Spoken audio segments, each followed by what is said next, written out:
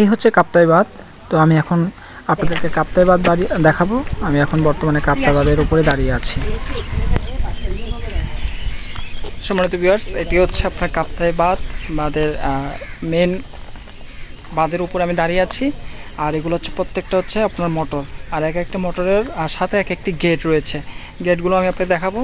এটা হচ্ছে আপনার কর্ণফুলী লেকের মোহনা মুখ, আর ওই পাশে হচ্ছে আপনার কর্ণফুলীর লোকের চিটমরম এরিয়ার বা বিভিন্ন এরিয়া আছে, ওটা ইন্ডিয়ান। ওই পাশে আবার ইন্ডিয়ান বর্ডারও রয়েছে।